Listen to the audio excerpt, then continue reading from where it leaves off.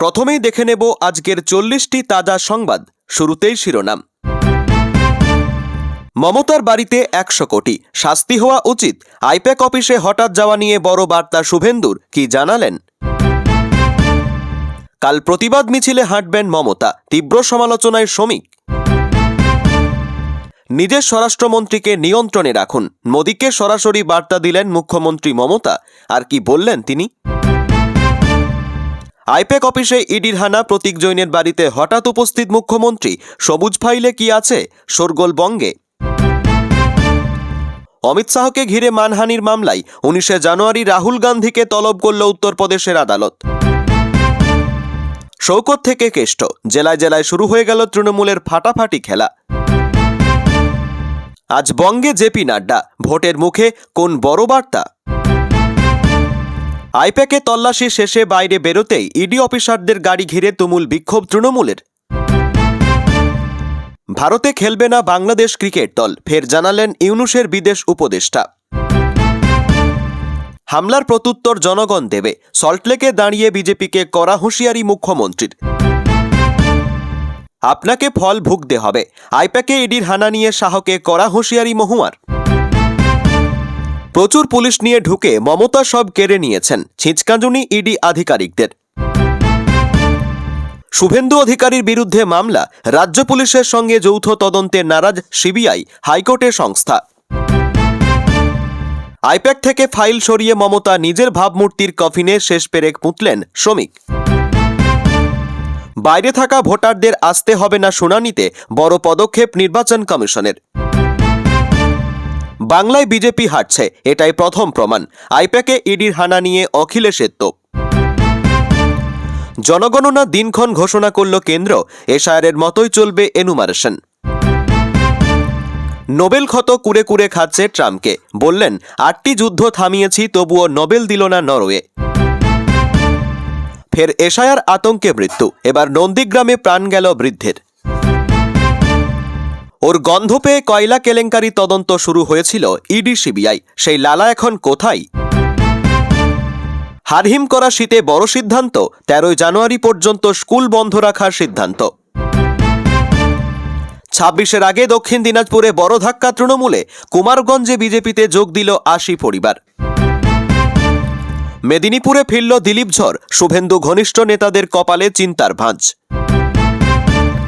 প্রিয় দর্শক, এবার আসছি বিস্তারিত খবরে। বিধানসভা ভোটের মুখে রাজ্য রাজনীতিতে তীব্র উত্তেজনা। আজ সকালে ইডির তল্লাশি ঘিরে কার্যত নজিরবিহীন এক পরিস্থিতি তৈরি হল কলকাতায়। আইপ্যাকের কর্ণধার প্রতীক জৈনের লাউডন স্ট্রিটের বাড়িতে কেন্দ্রীয় সংস্থার অভিযান চলাকালীন সেখানে হঠাৎ করে হাজির হন মুখ্যমন্ত্রী মমতা বন্দ্যোপাধ্যায়। তদন্ত চলার মধ্যেই প্রতীক জৈনের বাড়ির সামনে অবস্থান নেয় কলকাতা পুলিশ। সমস্তটা মিলিয়ে কেন্দ্র রাজ্য সংঘাত প্রকাশ্যে চলে আসে। খালি হাতেই প্রতীক জৈনের বাড়িতে ঢুকেছিলেন মুখ্যমন্ত্রী মমতা বন্দ্যোপাধ্যায়, কিন্তু কিছুক্ষণ পর যখন তাকে বেরোতে দেখা যায়, তখন তার হাতে ছিল সবুজ রঙের একটি ফোল্ডার, সঙ্গে ছিল ল্যাপটপ এবং হার্ড ডিস্কও। মুখ্যমন্ত্রীর মুখে স্পষ্ট বিরক্তির ছাপ। বাইরে বেরিয়েই কার্যত আক্রমণাত্মক মেজাজে কেন্দ্রীয় স্বরাষ্ট্রমন্ত্রী অমিত শাহ, ইডি এবং নির্বাচন কমিশনের বিরুদ্ধে তোপ দাগেন তিনি। কেন্দ্রের স্বরাষ্ট্রমন্ত্রীকে কটাক্ষ করে মুখ্যমন্ত্রী বলেন যে এটাই কি অমিত শাহের কাজ? যারা দেশ রক্ষা করতে পারে না তারা আমার দলের অফিসে ইডি পাঠাচ্ছে। ইডি সূত্রে জানা গিয়েছে যে 2.5 বছরের পুরনো একটি মামলার ভিত্তিতে এদিন সকালে লাউডন স্ট্রিটে প্রতীক জৈনের বাড়িতে হানা দেয় ইডি। তল্লাশি শুরু হওয়ার কিছুক্ষণের মধ্যেই সেখানে পৌঁছে যান কলকাতার পুলিশ কমিশনার মনোজ ভার্মা। সেই সঙ্গে আইপ্যাকের দপ্তরেও অভিযান চালানো হয়। আর ঠিক তারপরেই ঘটে এক নজিরবিহীন ঘটনা। ইডি আধিকারিকরা যখন প্রতীক জৈনের বাড়ির ভিতরে নথিপত্র খতিয়ে দেখছেন, ঠিক সেই সময় আচমকাই সেখানে মুখ্যমন্ত্রী মমতা বন্দ্যোপাধ্যায় হাজির হন। তড়িঘড়ি করে বাড়ির ভিতর ঢুকে পড়েন তিনি। রাজনৈতিক মহলের মতে কেন্দ্রীয় এজেন্সির তল্লাশির সময় মুখ্যমন্ত্রীর সরাসরি ঘটনাস্থলে পৌঁছানোর ঘটনা এই রাজ্যে আগে কখনো দেখা যায়নি। প্রায় 15 মিনিট ধরে প্রতীক জৈনের বাড়িতে ছিলেন মুখ্যমন্ত্রী। ঢোকার সময় তার হাতে কিছুই ছিল না, কিন্তু বেরোনোর সময় তার হাতে দেখা যায় একটি সবুজ ফাইল। সেই ফাইলে ঠিক কি রয়েছে তা নিয়ে এবার শুরু হয়েছে জল্পনা। বাড়ি থেকে বেরোনোর পর মুখ্যমন্ত্রী স্পষ্টতই ক্ষুব্ধ ছিলেন। সাংবাদিকদের মুখোমুখি হয়ে তিনি অভিযোগ করেন যে ইডি আসলে তার দলের গুরুত্বপূর্ণ তথ্য হাতিয়ে নিতে চাইছিল। মমতার দাবি যে প্রতীক জৈন দলের আইটি এবং পরিকল্পনার সঙ্গে যুক্ত। তার বাড়ি থেকে হার্ড ডিস্ক প্রার্থীদের তালিকা, দলের কৌশল এবং স্ট্র্যাটেজি সংগ্রহ করার চেষ্টা করা হয়েছে। তার অভিযোগ, রাজনৈতিক উদ্দেশ্যেই এই অভিযান। সাংবাদিকদের মুখোমুখি হয়ে মমতা বলেন, এটাই কি অমিত শাহের কাজ? দেশের স্বরাষ্ট্রমন্ত্রী হিসেবে এভাবে বিরোধী দলের উপর চাপ সৃষ্টি করা অত্যন্ত লজ্জার। তিনি প্রশ্ন তুলে বলেন, আমরা যদি বিজেপির অফিসে তল্লাশি চালাই তাহলে কি হবে? মুখ্যমন্ত্রীর এই মন্তব্যের পাল্টা জবাব দিতে দেরি করেননি বিজেপি। বিরোধী দলনেতা শুভেন্দু অধিকারী সরাসরি মুখ্যমন্ত্রীর পদক্ষেপকে আইন বিরুদ্ধ বলে মন্তব্য করেছেন। তিনি বলেন যে একজন মুখ্যমন্ত্রী শুধু রাজনৈতিক নেতা নন, তিনি প্রশাসনের প্রধানও। কেন্দ্রীয় তদন্তে এভাবে হস্তক্ষেপ করা অসাংবিধানিক। তার মতে ইডির উচিত আইনের পথে সম্পূর্ণ বিষয়টি খতিয়ে দেখা। তবে তদন্তের নির্দিষ্ট দিক নিয়ে মন্তব্য করতে চাননি শুভেন্দু। তিনি বলেন যে মুখ্যমন্ত্রী এবং পুলিশ কমিশনারের সেখানে যাওয়া অনৈতিক। আগেও রাজীব কুমারের বাড়িতে তল্লাশির সময় এমন ঘটনা ঘটেছিল। নিজাম প্যালেসে 5 ঘন্টা ধরে নাটক চলেছিল, যখন কয়েকজন মন্ত্রী গ্রেপ্তারও হয়েছিলেন। অন্যদিকে মুখ্যমন্ত্রী বিজেপিকে চ্যালেঞ্জ ছুড়ে বলেছিলেন তিনি চাইলে বিজেপি অফিসেও তল্লাশি চালাতে পারেন। সেই প্রসঙ্গে শুভেন্দু অধিকারী কটাক্ষ করে বলেন যে বিজেপি অফিস নয়, আপনি যে কারো বাড়িতে পাঠান। পার্থ চট্টোপাধ্যায়ের ঘনিষ্ঠের মতো 51 কোটি টাকা পাবেন না, বরং আপনার বাড়িতে তল্লাশি হলে ইডি 100 কোটি টাকা উদ্ধার করতে পারে। এই মন্তব্য ঘিরে রাজনৈতিক তরজা আরও তীব্র হয়। শুভেন্দু আরও দাবি করেন যে আইপ্যাক কোনো রাজনৈতিক দলের অফিস নয়, এটি একটি কর্পোরেট সংস্থা। তাদের নথি দেখানোর আইনি বাধ্যবাধকতা রয়েছে। সেই সঙ্গে নিজের অভিজ্ঞতার কথা তুলে ধরে তিনি বলেন যে তার বাড়িতে আগেও সিআইডি পাঠানো হয়েছে, প্রবীণ বাবা মাকে হেনস্থা করা হয়েছে। এমনকি নন্দীগ্রামে তার বিধায়ক অফিসেও কোনো রকমের সার্চ ওয়ারেন্ট ছাড়াই তল্লাশি চালানো হয়েছিল। ভোটের আগে ইডি অভিযান ঘিরে রাজ্যে রাজনৈতিক সংঘাত চরমে পৌঁছেছে। কেন্দ্রীয় সংস্থার ভূমিকা, মুখ্যমন্ত্রীর উপস্থিতি এবং পাল্টা রাজনৈতিক আক্রমণ, এই সবকিছু মিলিয়ে পরিস্থিতি এখন অত্যন্ত উত্তপ্ত। অমিত শাহকে নিয়ে করা মন্তব্য ঘিরে দীর্ঘদিনের মানহানির মামলায় ফের আইনি চাপ বাড়ল কংগ্রেস নেতা রাহুল গান্ধীর উপর। উত্তরপ্রদেশের সুলতানপুরের এমপি এমএলএ আদালত তাকে আগামী 19 জানুয়ারি আদালতে হাজির হতে নির্দেশ দিয়েছে। গতকাল এই নির্দেশ জারি করে আদালত। সূত্রের খবর, বিজেপি নেতা বিজয় মিশ্রের দায়ের করা এই মানহানি মামলায় প্রায় 40 মিনিট ধরে শুনানি চলে। শুনানি শেষে আদালত রাহুল গান্ধীকে সশরীরে উপস্থিত থাকার নির্দেশ দেয়। মামলাটি প্রায় 8 বছর পুরনো, যার সূত্রপাত 2018 সালের কর্ণাটক বিধানসভা নির্বাচনের সময় রাহুল গান্ধীর এক মন্তব্যকে ঘিরে। এদিন মামলার সাক্ষী রামচন্দ্র দুবের জেরা পর্ব সম্পূর্ণ হয়। রাহুল গান্ধীর পক্ষে আইনজীবী কাশী প্রসাদ শুক্লা সাক্ষীর জেরা শেষ করেন। বাদীপক্ষের আইনজীবী সন্তোষ কুমার পাণ্ডে আদালতকে জানান, সাক্ষ্যের বক্তব্য গ্রহণ ও জেরা উভয় প্রক্রিয়ায় সম্পন্ন হয়েছে। পরবর্তী পদক্ষেপের জন্য আদালত 19 জানুয়ারির দিন ধার্য করেছে। সুলতানপুরের কোতোয়ালি দেহাত এলাকার হনুমানগঞ্জের বাসিন্দা বিজয় মিশ্র 2018 সালের অক্টোবরে রাহুল গান্ধীর বিরুদ্ধে মানহানির মামলা দায়ের করেন। অভিযোগ, কর্ণাটকে নির্বাচনী প্রচারের সময় রাহুল গান্ধী তৎকালীন বিজেপি সভাপতি অমিত শাহকে লক্ষ্য করে আপত্তিকর মন্তব্য করেছিলেন। এই মামলার বিচার প্রক্রিয়া গত কয়েক বছর ধরে চলছে। 2023 সালের ডিসেম্বর মাসে আদালত হাজির হওয়া রাহুল গান্ধীর বিরুদ্ধে গ্রেপ্তারি পরোয়ানা জারি হয়। পরে 2024 সালের 20 ফেব্রুয়ারি তিনি আদালতে আত্মসমর্পণ করেন এবং বিশেষ বিচারক তাকে 25,000 টাকার 2টি বন্ডে জামিন মঞ্জুর করেন। এরপর 26 জুলাই 2024 রাহুল গান্ধী আদালতে নিজের জবানবন্দি দেন, যেখানে তিনি নিজেকে নির্দোষ দাবি করে মামলাটিকে রাজনৈতিক ষড়যন্ত্র বলে উল্লেখ করেন। রাহুলের বক্তব্যের পর আদালত বাদীপক্ষকে প্রমাণ পেশের নির্দেশ দেয়। সেই অনুযায়ী ধারাবাহিকভাবে সাক্ষ্য গ্রহণ চলছে। ইতিমধ্যে একাধিক সাক্ষীর বক্তব্য নেওয়া হয়েছে, যার মধ্যে দ্বিতীয় সাক্ষীর জেরা শেষ হয়েছে। 2018 সালের নির্বাচনী প্রচারে রাহুল গান্ধী বলেছিলেন যে দল সততার কথা বলে সেই দলের সভাপতি খুনের মামলায় অভিযুক্ত। এই মন্তব্যকেই মানহানিকর বলে দাবি করে 2018 সালের 4 আগস্ট সুলতানপুরের বিজেপি নেতা বিজয় মিশ্র আদালতের দ্বারস্থ হন। 7 বছর পরও সেই মামলায় ফের রাজনৈতিক ও আইনি মহলে আলোচনার কেন্দ্রে। সল্টলেক থেকে দাঁড়িয়ে ঘোষণা করে দিয়েছিলেন মুখ্যমন্ত্রী মমতা বন্দ্যোপাধ্যায়। সাফ বলেন, আজ বিকেল 4টে থেকে সব ব্লকে ব্লকে, ওয়ার্ডে ওয়ার্ডে এর প্রতিবাদ মিছিল হবে। তৃণমূলকে এইভাবে বিজেপির আক্রমণ করা, বিজেপির এই চুরি ডাকাতি লুঠের বিরুদ্ধে প্রতিবাদ হবে। আর তারপরই উত্তরবঙ্গ থেকে দক্ষিণবঙ্গ সর্বত্রই রণংদেহী মেজাজে ঘাসফুল শিবিরের কর্মীরা। আইপ্যাক ডিরেক্টর প্রতীক জৈনের বাড়ি এবং সংস্থার দপ্তরে কেন্দ্রীয় তদন্তকারী সংস্থা ইডির হানার প্রতিবাদে রাজ্যের বিভিন্ন প্রান্তে ধিক্কার মিছিল করতে দেখা গেল তৃণমূল কর্মীদের। দক্ষিণ 24 পরগনার ভাঙড়ে ক্যানিং পূর্বের বিধায়ক শৌকত মোল্লার নেতৃত্বে হাতিশালা এলাকায় একটি বিশাল প্রতিবাদ মিছিল দেখা যায়। ভাঙড় 2 ব্লকের নেতৃত্বদের উপস্থিতিতে চলা এই মিছিলে বিজেপি ও কেন্দ্রীয় স্বরাষ্ট্রমন্ত্রীর বিরুদ্ধে স্লোগান তোলা হয়। পাশাপাশি ঘটকপুকুর এলাকাতেও আহসান মোল্লা ও বাহারুল ইসলামের নেতৃত্বে পৃথক মিছিল বের করা হয়। অন্যদিকে বারুইপুর পূর্বের বিধায়ক বিভাস সর্দারের নেতৃত্বে ফুলতলা এলাকায় বিক্ষোভ মিছিল থেকে কেন্দ্রীয় স্বরাষ্ট্রমন্ত্রী অমিত শাহের পদত্যাগের দাবি তোলা হয়। হুগলি জেলাতেও এই ঘটনার প্রতিবাদে দিকে দিকে মিছিল বের হয়। চাপদানির বিধায়ক অরিন্দম গুঁইয়ের নেতৃত্বে বৈদ্যবাটি থেকে শ্রীরামপুর পর্যন্ত বিশাল মিছিল বের হয়। সিঙ্গুরে বৈদ্যবাটি তারকেশ্বর রোডে টায়ার জ্বালিয়ে বিক্ষোভ দেখান তৃণমূল কর্মীরা। এছাড়া আরামবাগে তৃণমূলের রাজ্য সম্পাদক স্বপন নন্দীর নেতৃত্বে এবং হরিপাল ও তারকেশ্বরেও ধিক্কার মিছিল আয়োজিত হয়। বীরভূমে পথে নামতে দেখা যায় অনুব্রত মণ্ডলকেও। অন্যদিকে পশ্চিম মেদিনীপুরের ঘাটাল শহরে ব্লক তৃণমূলের উদ্যোগে প্রতিবাদ মিছিল ঘড়ি মোড়ে গিয়ে শেষ হয়। মুর্শিদাবাদের বহরমপুর পুরসভার পুরপিতা নারুগোপাল মুখোপাধ্যায়ের নেতৃত্বে শহরের মূল রাস্তায় প্রতিবাদ মিছিল বের করা হয়। একইভাবে উত্তরবঙ্গের জলপাইগুড়িতেও তৃণমূল কংগ্রেসের পক্ষ থেকে বিক্ষোভ প্রদর্শন করা হয়। তৃণমূল নেতৃত্বের দাবি, রাজনৈতিকভাবে লড়াই করতে না পেরে বিজেপি কেন্দ্রীয় এজেন্সিকে নিয়ে আইপ্যাক ও তৃণমূলের আইটি সেলে হানা দিয়ে কণ্ঠরোধ করার চেষ্টা করছে। কিছুদিন আগেই বাঁকুড়ার বড়জোড়ায় জনসভা করেছিলেন মমতা। সেখানেই বিজেপির বিরুদ্ধে লাগাতার সুর চড়াতে দেখা যায় মমতাকে। সুর চড়িয়েছিলেন কেন্দ্রীয় স্বরাষ্ট্রমন্ত্রী অমিত শাহের বিরুদ্ধেও। সেদিনেই বলেছিলেন, দারুণ খেলা হবে এবার, ফাটাফাটি। এবারকার খেলার নাম হবে ফাটাফাটি। আর বিজেপির জন্য থাকবে কি, সেটা আপনারা নিজেরা বানিয়ে নিন, আমি বললে খারাপ লাগবে। বিধানসভা নির্বাচন চলতি বছরে রয়েছে বাংলায়, আর তাই নিয়ে আইপ্যাক তৈরি করেছিল স্ট্র্যাটেজি। বিধানসভা নির্বাচনে কোন কেন্দ্রে কে প্রার্থী হবেন তা নিয়েও তৈরি হয়েছিল তালিকা। আর এই সমস্ত নথি ছিল আইপ্যাকের সল্টলেক সেক্টর 5 এর অফিসে এবং কর্ণধার প্রতীক জৈনের বাড়িতে। সেখানেই গতকাল হানা দিল এনফোর্সমেন্ট ডিরেক্টরেট। এই আবহে কেন্দ্রীয় স্বরাষ্ট্রমন্ত্রী অমিত শাহকে চরম হুঁশিয়ারি দিলেন তৃণমূল কংগ্রেস সাংসদ মহুয়া মৈত্র। এদিকে বিধানসভা নির্বাচনে পরাজয় নিশ্চিত জেনেই এই নথিগুলি ইডি হাতাতে চেয়েছিল বলে অভিযোগ উঠছে। কারণ এসআইআর করে যে ফল লাভ করার কথা ভেবেছিল বিজেপি, সেটা হচ্ছে না বলে বুঝতে পেরেছে পদ্ম পার্টি। তাই কৌশলে ইডিকে পাঠিয়ে তা হস্তগত করতে চেয়েছিল ইডি বলেই অভিযোগ উঠেছে। এই নিয়ে তৃণমূল কংগ্রেসের একাধিক সাংসদও মুখ খুলেছেন। কেন্দ্রীয় এজেন্সির বিরুদ্ধে সুর চড়িয়ে মহুয়ার দাবি, ভয় দেখানো, ধমকানো এবং বাহুবল দেখানো এদের কাজ বিজেপির হয়। একই সঙ্গে অমিত শাহের উদ্দেশ্যে সাংসদ মহুয়ার দাবি, এর ফল ভুগতে হবে।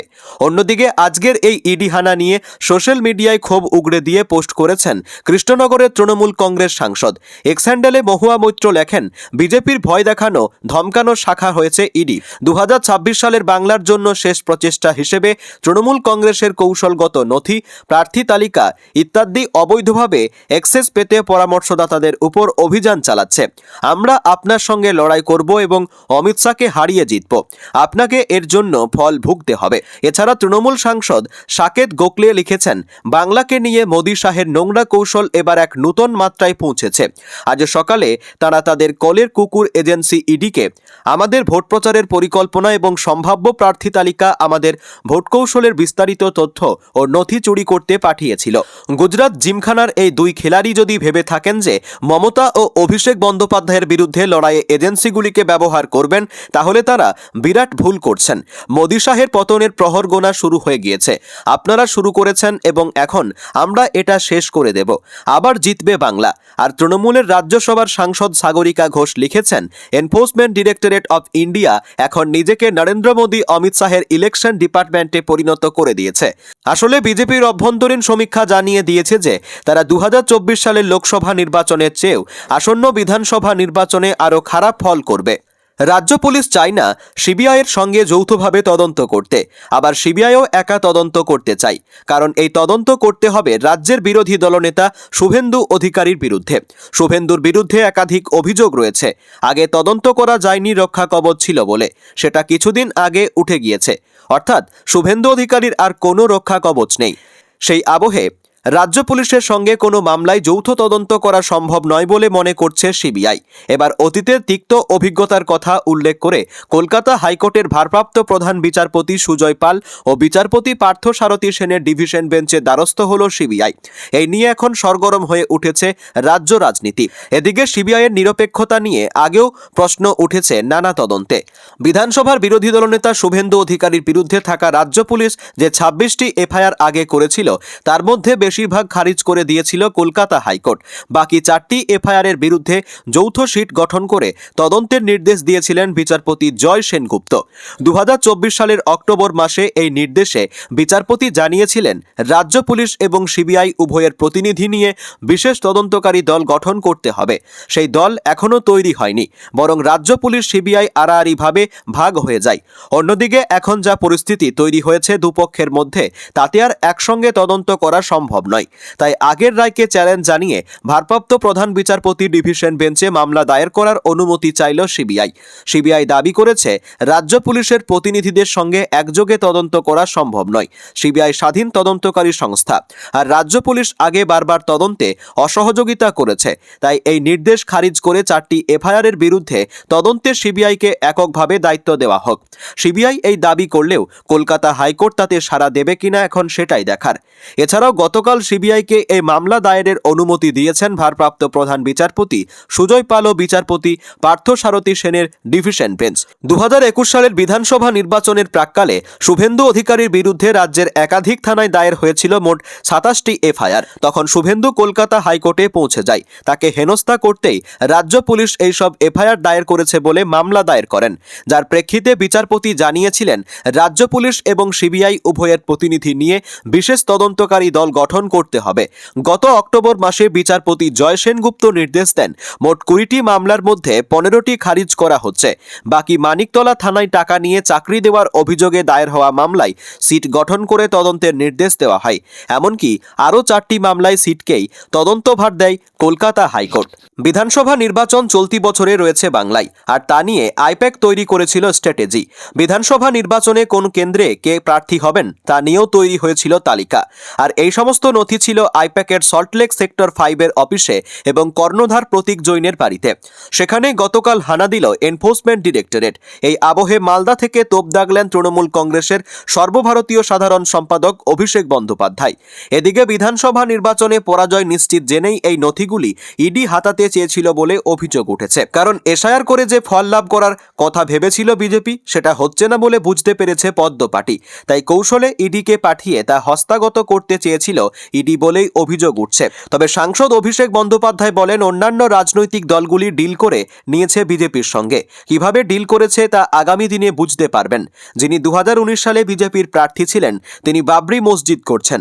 তিনি ধর্মের নামে বিভাজন করে মাঝখান থেকে কিছু টাকা তুলে নিচ্ছেন। অন্যদিকে পরিযায়ী শ্রমিকদের আশ্বাস দেন অভিষেক, কারণ ভিন রাজ্যে বাংলায় পরিযায়ী শ্রমিকদের উপর হামলা হচ্ছে। এমনকি বাংলায় কথা বলার জেরে জেল এবং বাংলাদেশে পুশব্যাক করা হচ্ছে বলে অভিযোগ। এই আবহে পরিযায়ী শ্রমিকদের আশ্বাস দিয়ে ডায়মন্ড হারবারের সাংসদের বক্তব্য, কয়েকটা মাস একটু সহ্য করতে হবে, কাউকে ফেরত যেতে দেব না। ভারতে যে 1500টা রাজনৈতিক দল রয়েছে, তার মধ্যে একটি মাত্র দল বিজেপিকে শিক্ষা দিতে পারে। সেই দল হলো তৃণমূল কংগ্রেস। অন্য দল বিজেপির কাছে হারে, আর সেই বিজেপি তৃণমূলের কাছে হারে, এটাই পার্থক্য। এছাড়া ডায়মন্ড হারবারের হেল্পলাইন নম্বর এবার খোলা হলো মালদাবাসীর জন্য, যাতে যে কোনো সমস্যায় মালদার বাসিন্দারা তৃণমূল কংগ্রেস নেতৃত্বের সঙ্গে যোগাযোগ করতে পারেন, আর তৃণমূলের পক্ষ থেকে তাদের সাহায্য করা সম্ভব হবে।